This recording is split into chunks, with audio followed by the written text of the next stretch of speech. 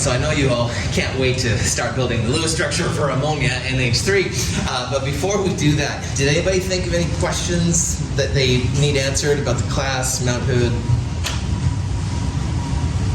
Very cool. Building a Lewis structure is something we'll do a lot in these first couple of weeks of Chem 222. We'll do so many of them that after a while you might think, I got this, forget about it. And that will sometimes trip you up. So my one piece of advice is that these rules we're going to follow, try to follow them all the time, all right? Because after a while, like you think, oh yeah, that's going to happen. And then because we're in the big kids class, we're going to find some kind of exception that will mess you up. But if you follow these rules, you won't get messed up, okay? So that being said, let's do it. So let's say that someone told you, man, what's the Lewis structure for ammonia? By the way, ammonia is also really important, just like water, H2O, all right? Ammonia is something that chemists use a lot. Well, the first thing you need to do is figure out how many electrons you have to deal with. So that's when you go back to the group numbers for the different atoms. So we saw that nitrogen is group 5. So that means of the 7 electrons in nitrogen, only 5 of them are going to be relevant to this process. The other 2 electrons are core electrons. Hydrogen is easy. Hydrogen is in group 1 and it only has 1 electron. So that means that each hydrogen has 1 valence electron. So if you count them up and you remember that hydrogen has 1 and nitrogen has 5, there's 3 hydrogens, so that's like 3 times 1, plus the 5 for nitrogen. Ammonia has 8 valence electrons total. Now because, as we talked about, a lot of times we see these in pairs. If you take 8 and divide by 2, that's going to give you 4 pairs of electrons around in ammonia, all right? And they can be bonding pairs, which is between 2 atoms, or they can be lone pairs, like 2 electrons on an atom. But there's going to be 4 pairs of electrons total. Now, the next thing to do when you're building a Lewis dot structure is you want to figure out what the central atom is. And for the molecules we're going to be building, it's usually pretty simple. It's usually the first atom listed. So here, that's going to be nitrogen. It can't be hydrogen, all right? Hydrogen only has that 1 electron, and we're going to see that hydrogen doesn't have the power, if you will, to make more than 1 bond. So in a molecule like ammonia, usually the first atom listed will be the central atom. It will never be hydrogen, all right? We'll see an even better way to figure out the central atom in a little bit. But for right now, that means that the central atom is going to be nitrogen. Now, the central atom has the lowest affinity for electrons. And we'll be talking later on about something called electron affinity. It's a electronegativity, not electron affinity. And electronegativity is the ultimate way to find out what the central atom is. But for right now, let's not worry about it. As I said, it's almost always the first atom listed. It's never going to be hydrogen. So in this case, it kind of has to be nitrogen. Any questions on that part? The next thing to do, if you had 3 hydrogens and a nitrogen and you put them together, after a while they're going to drift apart, all right? It's like leaves in the water. They kind of go their own way, man. There has to be some way to connect the atoms together.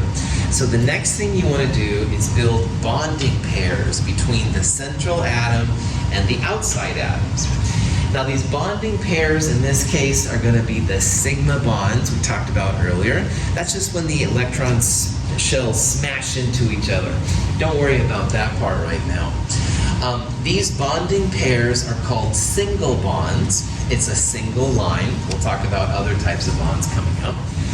That keeps the atoms together, all right? So the hydrogens don't drift off into the wilderness. They actually then stick with the nitrogen, and you can draw it just like that. Now, I drew it here kind of like a T, all right? If Jonah put this hydrogen like up here, that's fine, all right? And if Bethany had H, H, and an H right there, but no H there, that's fine too, all right? It's not real important where you put them around the atom. You can even put them like in threes or something, but just put them around there so they're connected. It shows again that those outer atoms are connected to the central atom, in this case by a sigma bond or single bond. Now, each one of these lines is a pair of electrons. It's a bonding pair. And if you remember from the last slide, we had a total of 4 pairs total, all right? So we used up 1, 2, 3 pairs to make this part happen, and there's 4 pairs total. So if you have any pairs left over, and we have 1 pair, that's when they go as lone pairs. Now, lone pairs should go on the outside atoms first, and if you have any left over, put them on the inside. But we talked about in the last slide too, hydrogen can only handle single bonds. That's all it can do. It won't have lone pairs or anything like that. So that last pair of electrons, that 4th of 4 pairs, it can't go on hydrogen. Hydrogen is just electron wuss, I guess. Sorry, that's kind of anti-hydrogen. Hydrogen is really important. But anyway, it can't go on hydrogen, so it's going to have to go on the nitrogen, the central atom. All right? So once you've put the bonding pairs around the atoms, the next thing you do is you think about the lone pairs. And really, they go on the outside atoms first, if possible. And if you have any left over, put them on the inside. But hydrogen can't handle anymore, so that's why we automatically put it there in the middle. Questions on that?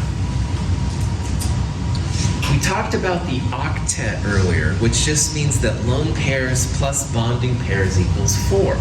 And nitrogen now has this octet. It has 1, 2, 3 bonding pairs and a 4th lone pair. And again, most of the time in chemistry, that's what the molecules want.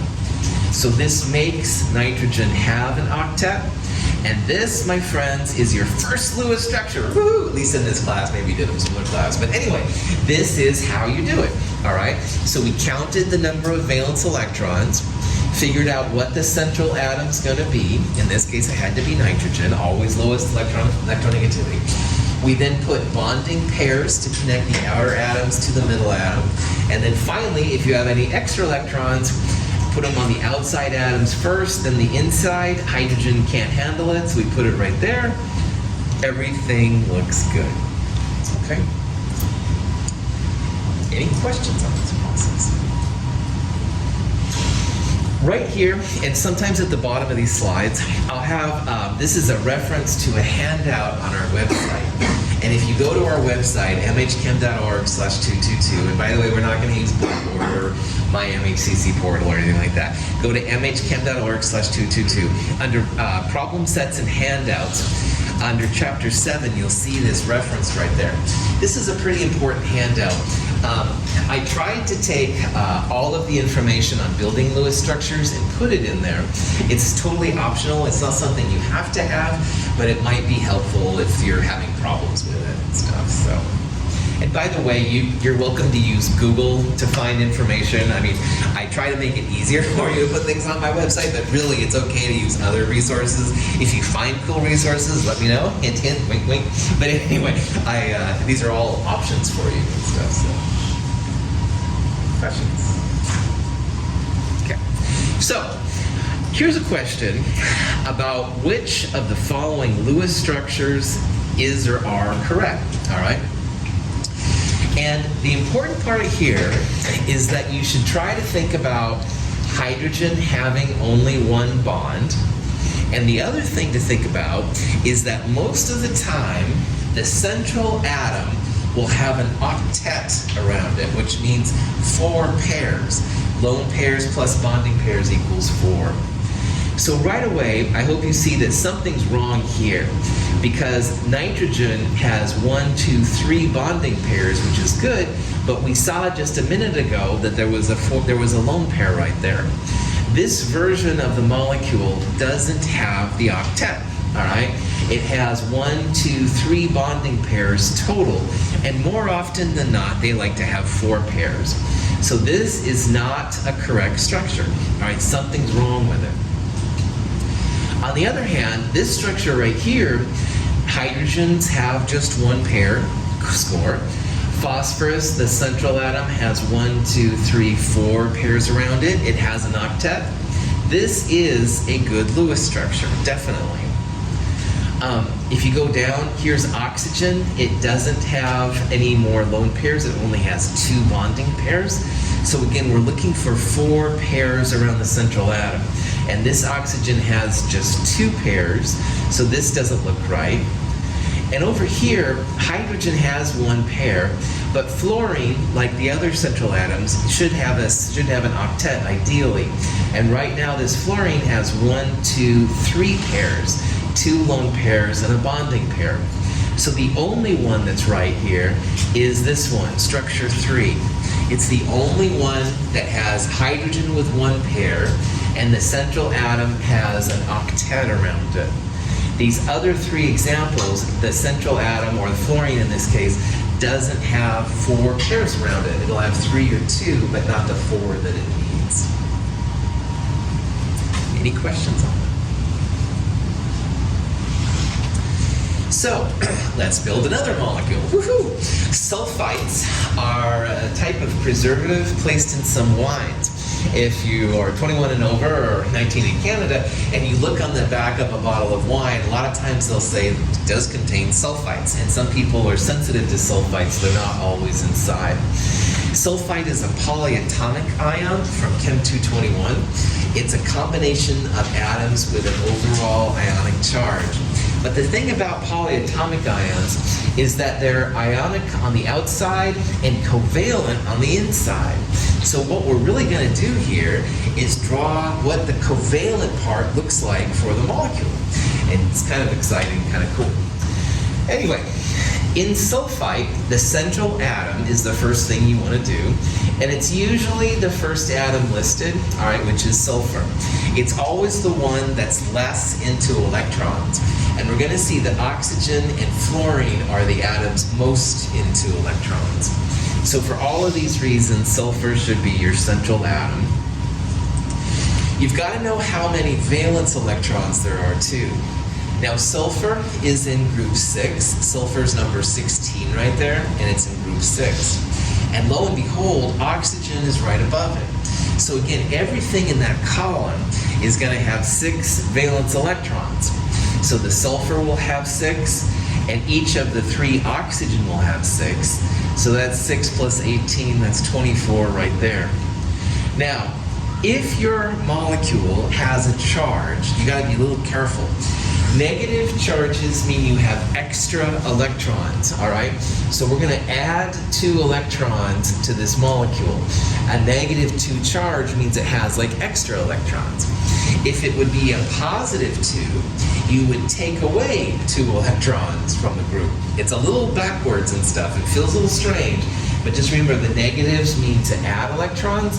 Positives would mean take away an electron. So if you count them up, 18 plus 6 is 24, plus 2, that's 26 valence electrons total. And again, if you divide it by 2, that would be 13 pairs of electrons. Any questions on that? Yeah?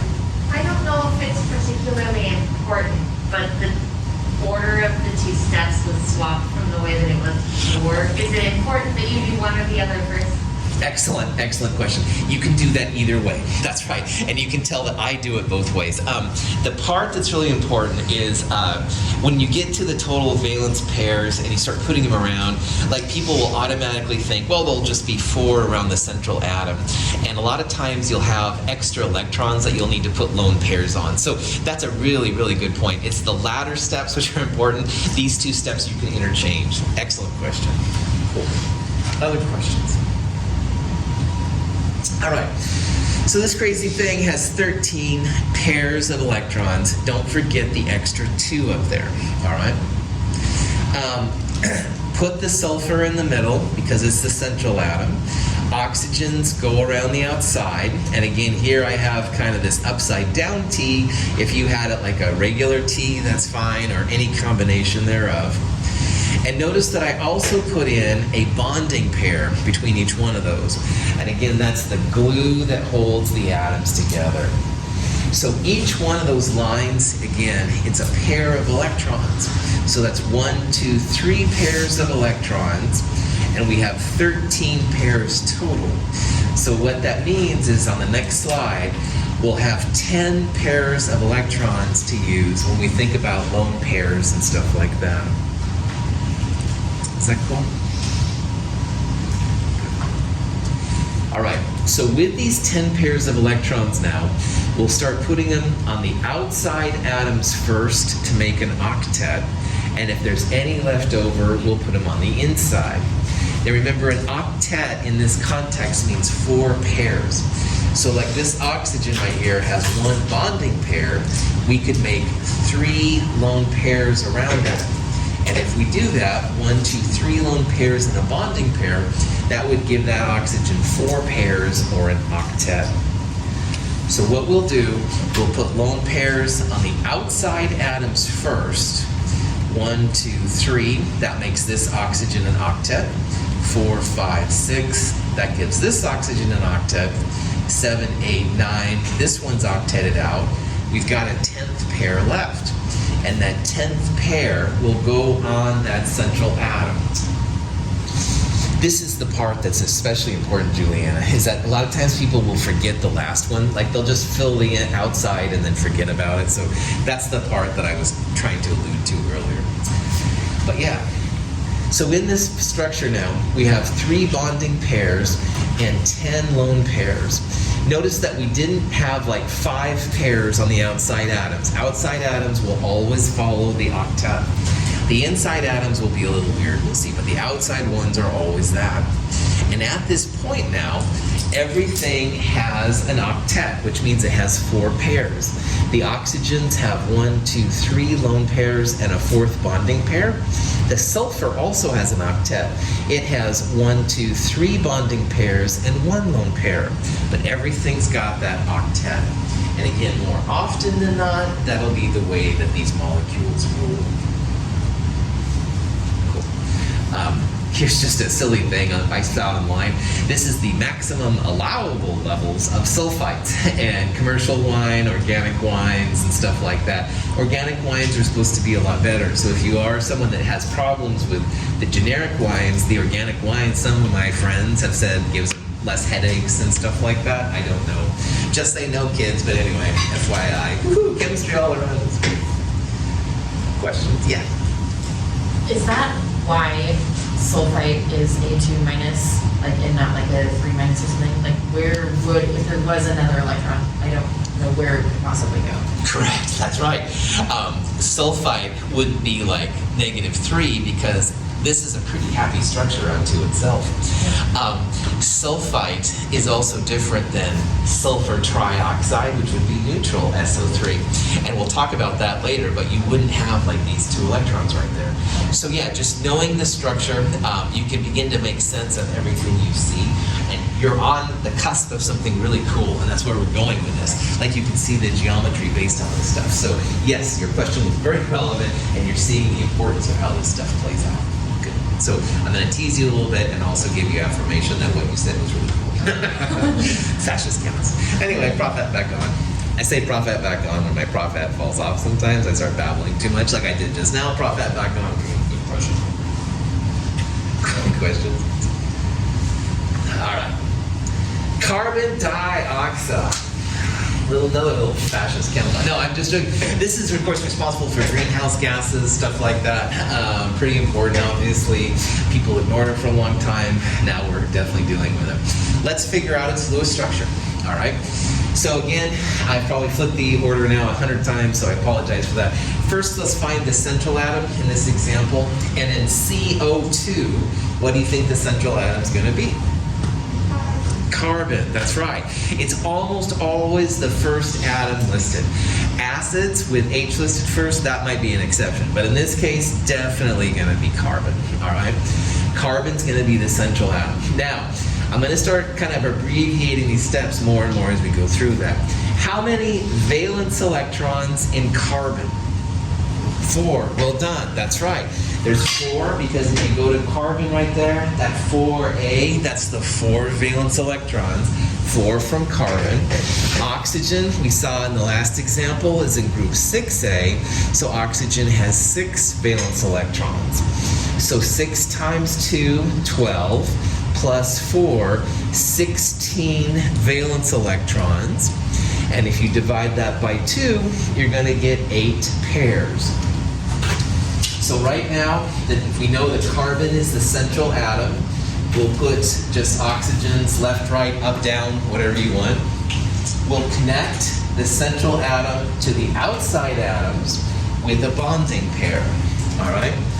So each of those is a bonding pair. Remember, we had 8 total. So if we have 8 total, and I used up 2, that means we have 6 pairs of electrons left. And from that point, we're going to fill up, we're going to make octets with the outside atoms first, and then if we have any left over, we'll put them on the inside. So remember, an octet means 4 pairs. So that means 1, 2, 3, to make that oxygen have an octet. 1, 2, 3 lone pairs plus a bonding pair is the 4 of the octet. 5, 6, or thanks for playing. 4, 5, 6 would be the other ones on this oxygen. This gives this oxygen an octet, all right?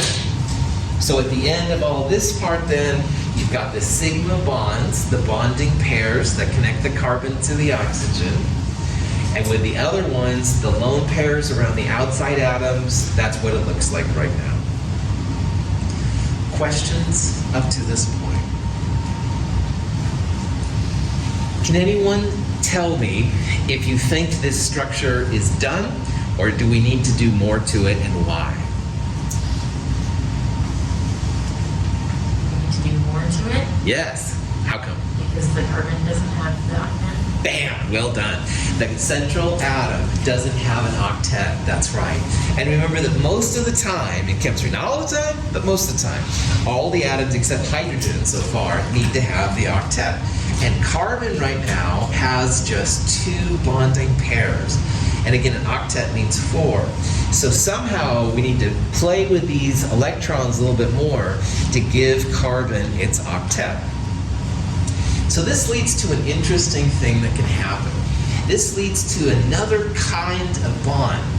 Earlier I called the sigma bond a single bond. That's because you can, and you should in this case, make a second bond between the atoms. So to make this happen, oxygen is just a little too greedy here, all right? Carbon says, yo, I need some electron density around me. Don't, it's like stealing the blankets or whatever, I don't know. Anyway, it's like, come on, give me some blankets, give me some electrons. So it's actually able to pull electron density towards it, and it ends up making then 2 second bonds.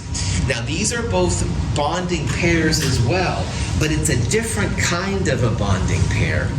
Well, the first black line was a single sigma bond. This red line is more of a shared bond, a pi bond, all right? So this is a second kind of a bond. This double line system is called a double bond. And this is like what I was doing with Ben earlier. We were doing single bonds at first, and then I would do double bonds. I haven't seen you forever, Ben. All right? This is a double bond now. So instead of having just a single connection between carbon and oxygen, this is a double connection between them. It is stronger, and the second bond there, it's called a pi bond. The first bond is a sigma bond. The second bond is a pi bond. And a sigma plus a pi is really what a double bond is all about. But the important part for us right now is that that carbon needs more electron density. It wants that octet. So we'll pull one from the right and one from the left. Notice that oxygen still has an octet. It's got 2 lone pairs and 2 bonding pairs, and this one does too.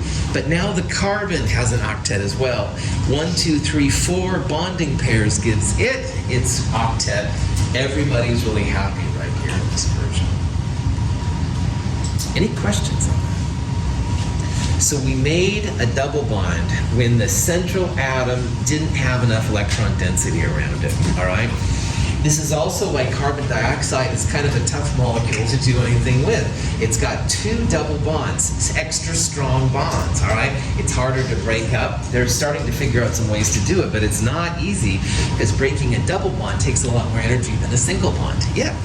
I'm curious about why the electron pair was taken from the tops of the oxygen. Oh, good question. That's just a convenient thing.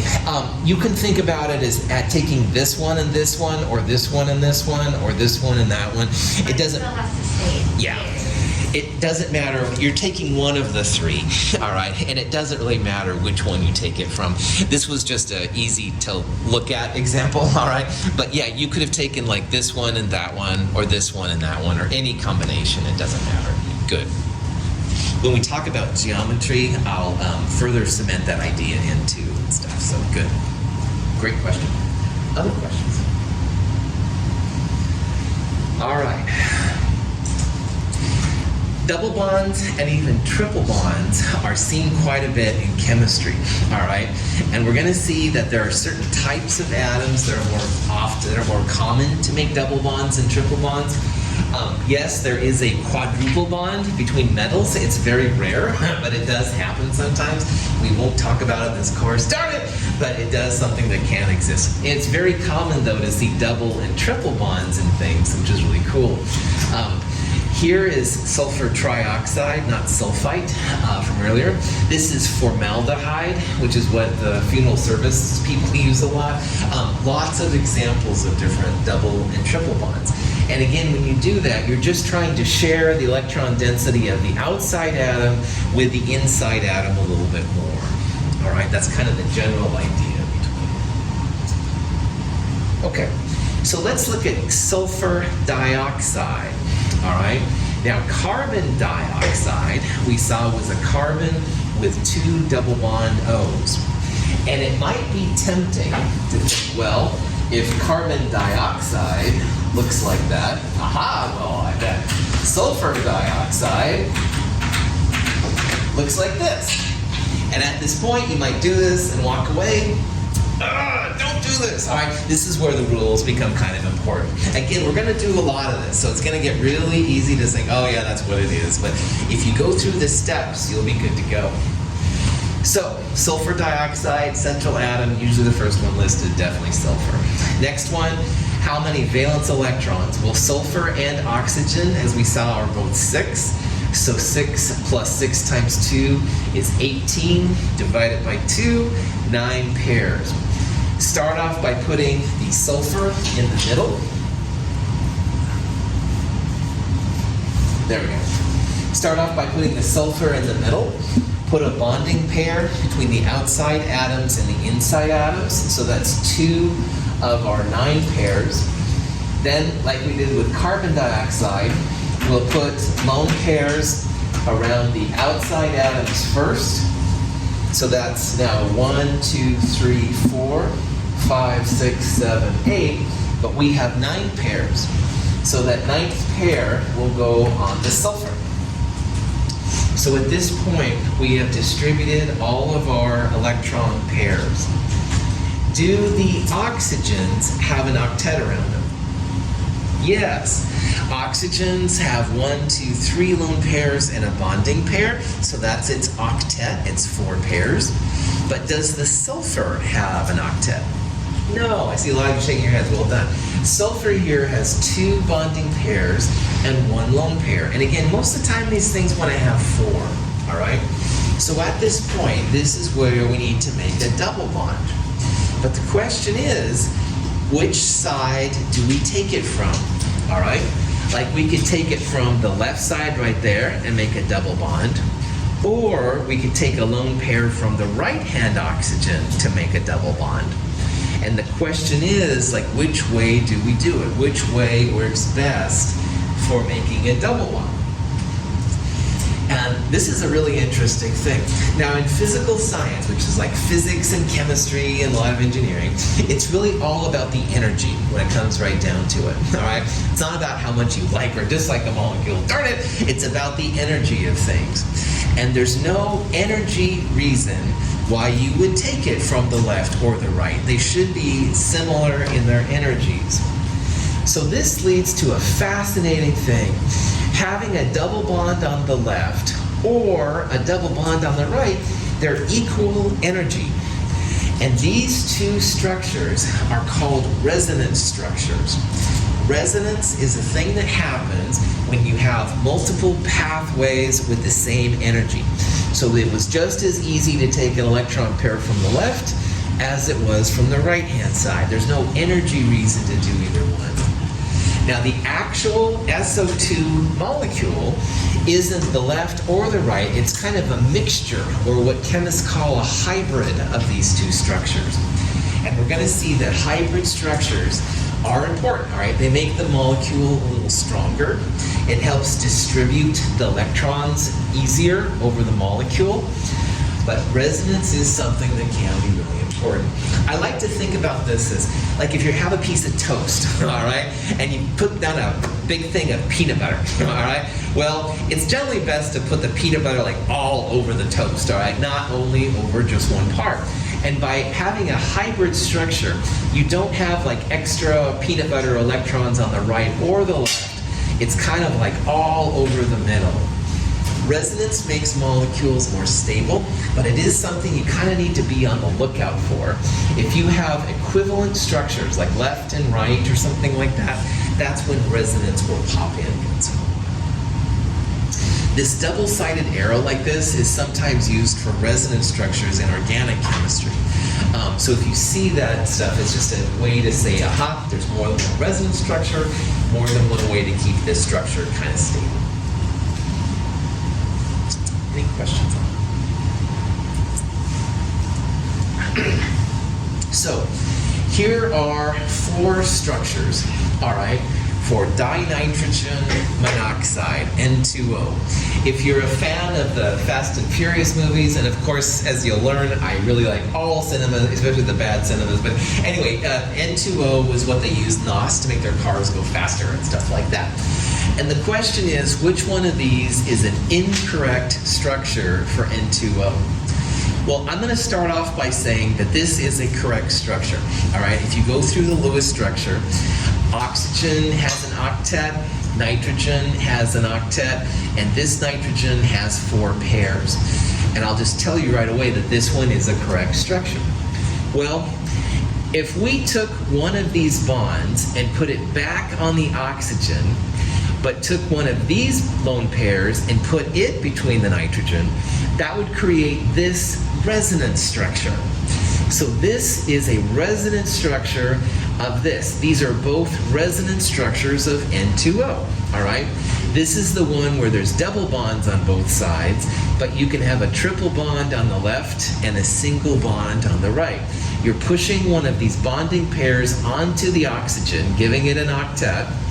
But in order to make this central nitrogen happy, you've got to take one of the lone pairs and make a triple bond in between.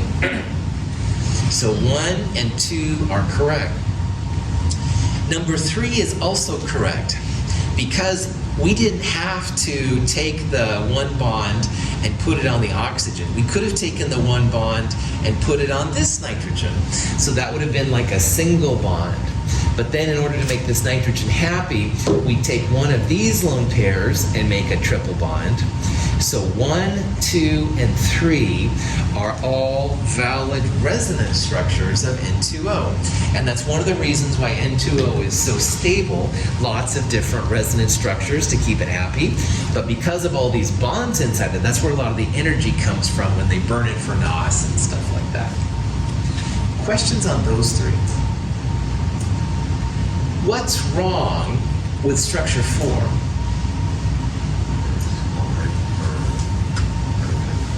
Well done. Ben, perfect. Nitrogen here, 1, 2, 3, 4, 5 bonds, all right? Now we've talked about things that like to be 4, and most of the time, 4 is what we're gonna see. We're going to see in a little bit, nitrogen can never have more than 4 bonds, and this one definitely has 5. So structure 4 is incorrect. It's not because it's a resonance structure, it's because nitrogen can only handle 4 bonds. And this is something we'll talk about in a little bit, so don't worry about it. But well done, Ben. You saw that, yeah, this guy shouldn't have more than 4 bonds. Questions? So let's talk about when you can have violations of the octet rule. So again, in Chem 104 and Chem 151, we would have never talked about stuff like this because most of the real world, everything has an octet. It has 4 pairs around it. 3 or 3 plus 1 or 2 plus 2 bonding pairs plus lone pairs, something like that. But there actually are 2 classes of compounds which can break the octet rule. One of them is when you have elements of boron. The other one, and boron and aluminum, stuff like that. And the other one is when you have the 3rd period and higher. And we'll talk about both of these separately here in a little bit. So the first ones we're going to talk about are when you can have less than an octet. And the second group we'll talk about is when you can have more than an octet. All right, so let's look at boron trifluoride. Now, tri means 3 fluorides, 3 Fs and 1 B, so this would be BF3. Central atom, boron, valence electrons. How many valence electrons in boron on the periodic table? 3, good. Boron is number 5, but we don't look at that, we look at this number, the Roman numeral above it. Boron has 3 valence electrons. Now, fluorine is in group 7, so 7, and there's 3 of them, 7 times 3 would be 21, plus the 3 from boron. That means there's going to be 24 valence electrons, and if you divide that by 2, that would be 12 electron pairs. So at this point,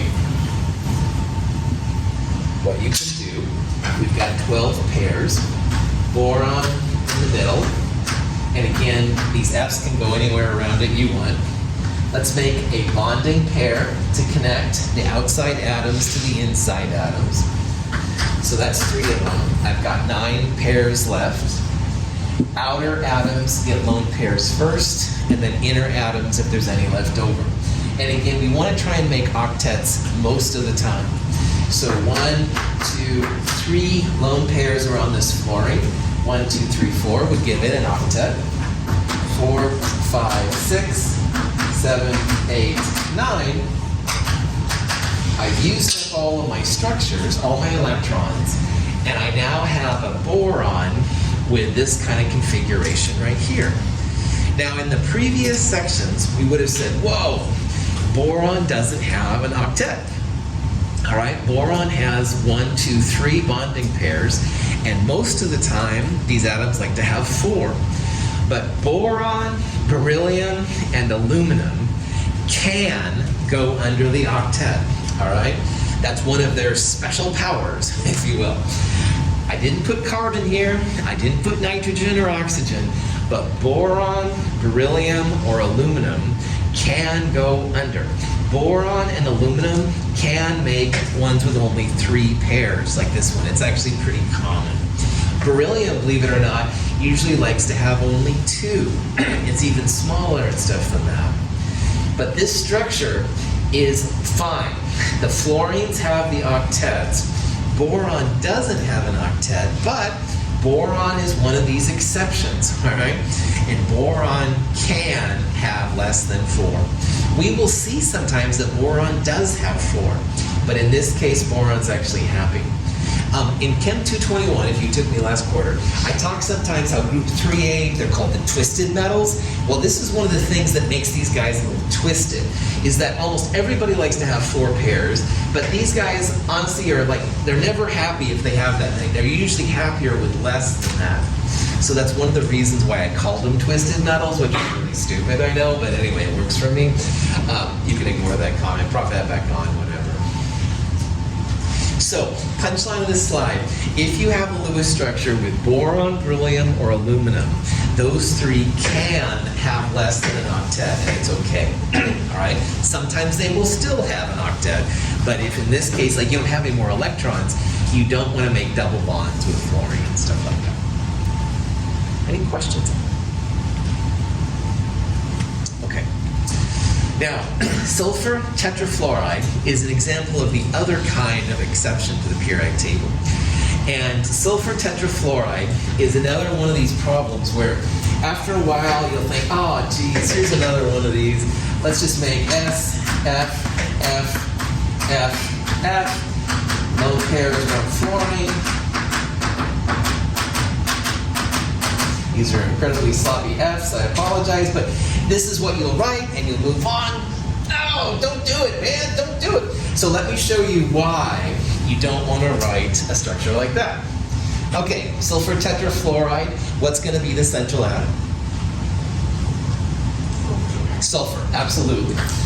Next thing to do, count up your electrons, and again, you can do this in either order. But sulfur is in group 6, so that's 6 valence. Fluorine we saw was 7.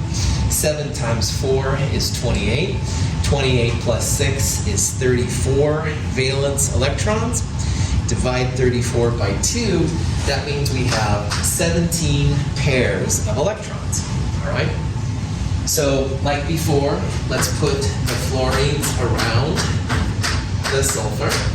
So we'll make the bonding pairs. That's 1, 2, 3, 4 of my 17 pairs. So we have 13 left. Like before, we'll make an octet. 1, 2, 3, 4, 5, 6, 7, 8, 9, 10, 11, 12. And at this point, this structure looks like what I drew down here. But have I put all of my electrons on the Lewis structure? No, I have not. Well done. See, like right now, in this structure, it's 1, 2, 3, 4 pairs per fluorine. So 4, 8, 12, 16 pairs, but this structure has 17 pairs. So when you draw this one out, there's an extra lone pair. And if all of your outside atoms have an octet, the extra pair or pairs go on the inside atom. Now, the only elements that can do this are elements in the 3rd period and lower. So the periods on the periodic table go left to right. So the 3rd period starts at sodium and it goes over to argon. What this is saying is that elements in the 3rd period and lower can make more than an octet if they want. All right? Sulfur here has more than an octet. It has 1, 2, 3, 4, 5 pairs, more than an octet, and that's quite okay. The important thing, though, is that this doesn't happen in the 2nd period. All right? So like oxygen is right above sulfur. Oxygen would never make something with more than 4 pairs. Same thing with nitrogen and carbon. They won't make compounds with more than 4 pairs. You can only make 4 pairs or more than 4 pairs if you're outside of the 2nd period, if you're in the 3rd period and lower. Now even these guys will sometimes make octets, all right? But in this case, this is ones where it's definitely okay to go past the octet. Any questions on that? Yeah. So for the last one we did, the boron triangle, right? Is so only boron and aluminum that have the possibility of having less than an octet? Good call. It's boron, aluminum, and beryllium. Those are the 3 band that you should kind of keep in the back of your mind, man. And those 3, boron, aluminum, beryllium, BALB, they can go less than an octet. That's right. Those are the 3 we'll run into the most. These guys, the ones that can go beyond the octet, 3rd period and lower. So silicon and sulfur would be okay, but not like carbon and oxygen and stuff. Excellent question. Other question? All right. All of our examples so far have had an even number of valence electrons. And I want to talk about here real fast what happens when you have an odd number of electrons. Now in Chem 221, we talked about how some elements are diamagnetic when every up electron has a down electron. And there were also some paramagnetic atoms where there was like one up electron without a down, something like that. A paramagnetic compound is just a compound with an odd number of electrons. So let's go through an example here with nitrogen dioxide, another nasty little thing. So what is the central atom, first of all, in nitrogen dioxide? Nitrogen, that's right. Again, the first atom listed is usually the one you want. So I'll put an N here, and I'll put the O's just right there. Now for valence electrons, oxygen is 6. 6 times 2 is 12. How many valence electrons for nitrogen? 5, that's right. So we have 12 plus 5, 17 valence electrons. So notice that all the examples we've seen so far have been even numbers. So dividing by 2 gave an even number, all right?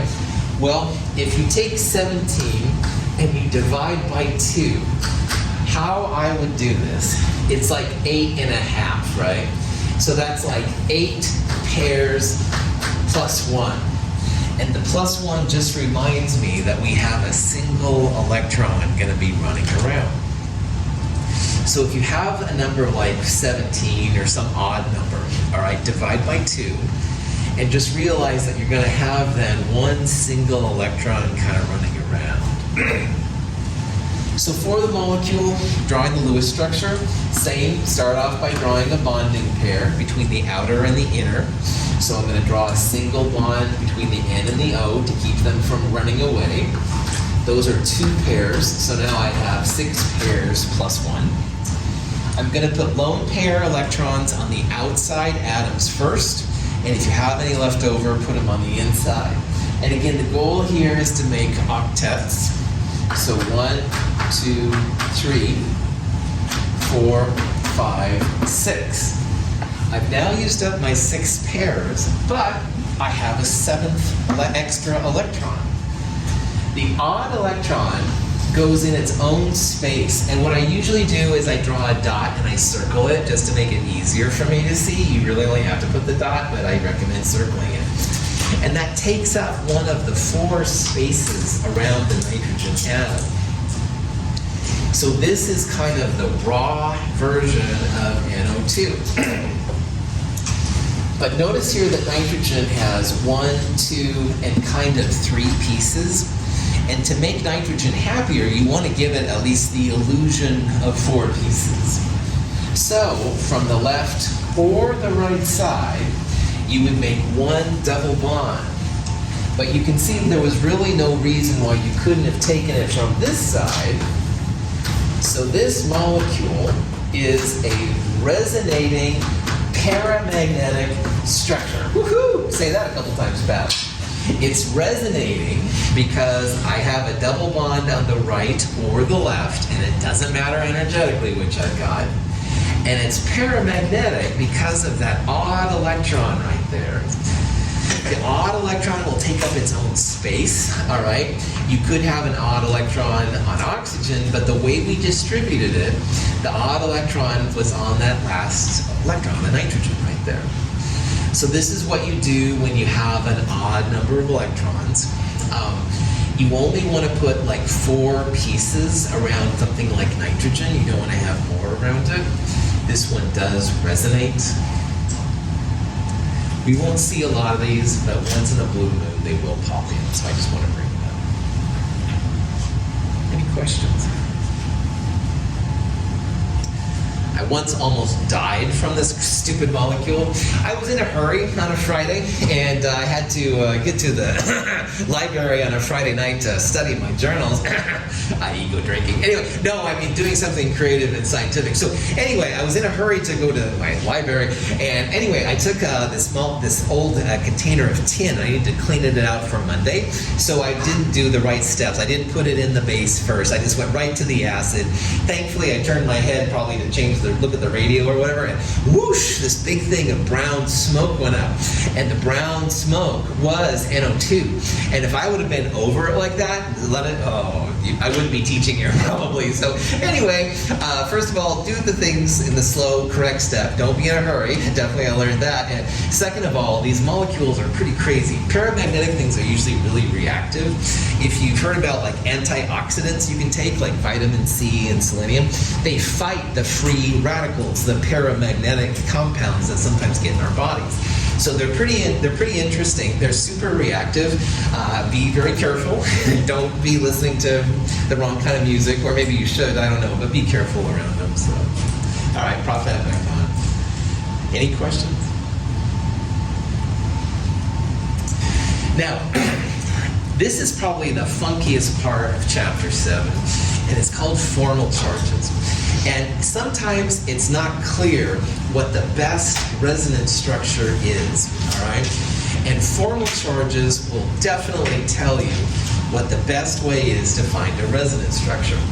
So let's start with the formal definition of what it is, all right? Formal charge is something you can calculate for any atom in a Lewis structure. And it's not like a hard formula. Formal charge is equal to the group number of the atom you're looking at, minus 1/2 the bonding electrons, minus the number of lone pair electrons. Now, instead of using minus 1/2 the bonding electrons, you can literally subtract the bonds. And the lone pair electrons, though, you do want to include each one of them. So for example, if you look for this oxygen here with a double bond and 2 lone pairs, if you wanted to find the formal charge, the group number of oxygen is 6, minus the number of bonds. Well, there's 2 bonds, so 6 minus 2. But you do subtract all the lone pair electrons. So 1, 2, 3, 4. So you'd go 6, the group number, minus 2, minus 4. This oxygen has a formal charge of 0. In this formal charge analysis, charges of 0 are usually better than non-zeros, all right? So having a 0 means that it's something that's really stable. If you looked on the other side of my NO2 molecule, this oxygen has a single bond and 6 lone pair electrons, 3 lone pairs. So for this oxygen here, you'd go 6 minus 1 for the bond, minus 6 for each lone pair electron. This oxygen has a -1 formal charge. And the negatives and positives for formal charges, you just want to pay a little bit more attention to, because there could be some cool information to gather out of it. So group number minus the number of bonds minus lone pair electrons. The sum of all formal charges in a molecule has to equal the ionic charge, if any. So for example, here in NO2, all right, NO2 was a neutral molecule, has a charge of 0. So if this oxygen is 0 and this oxygen is -1, then if I've done my analysis right, this nitrogen would have to be a +1, because 0 minus 1 plus 1 would equal 0, and that's the charge on the molecule, if any. Now, if that was all like as clear as mud, let's look at some examples here and stuff and see what's going on. Formal charge calculations can often help us identify the most stable isomers of molecules. Consider the isomeric compounds, hydrogen cyanide and hydrogen isocyanide. Both structures have octets of electrons about carbon and nitrogen. The formal charge on carbon in hydrogen cyanide is 0. Similarly, the formal charge on nitrogen is 0. In hydrogen isocyanide, the formal charge on carbon is -1.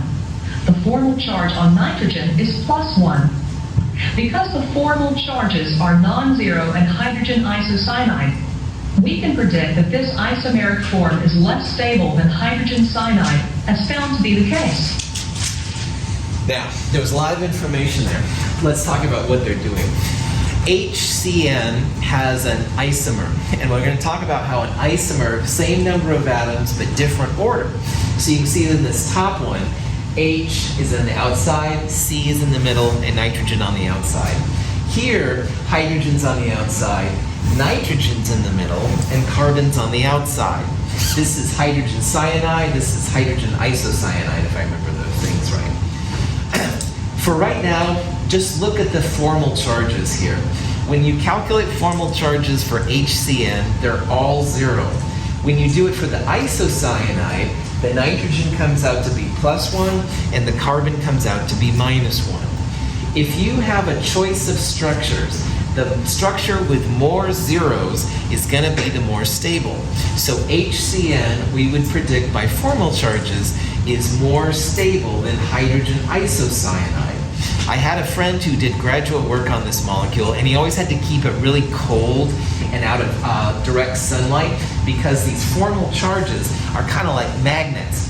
The negative side is going to attract positive things that come to it. The positive side is going to attract negative things that come to it.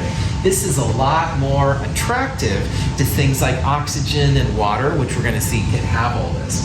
This guy is kind of like on stealth mode, all right? It doesn't have any positives or negatives. It's harder for other molecules to see it and attack it and attract it. So if you have a choice, the more zeros you have, the better, the more stable, all right? This is the nasty stuff they use sometimes in lethal injections and stuff, you know, those kind of horrible things. HCN is a compound that's pretty stable. This one you couldn't use. It would break down to other products because, again, you've got the positives and negatives. Now, hydrogen in both of these has one bond. Hydrogen has a group number of 1. There's one bond, and there's no lone pairs. So both of these hydrogens have formal charges of 0. 1 minus 1 minus 0. No lone pairs. The interesting thing here comes, let's look at carbon.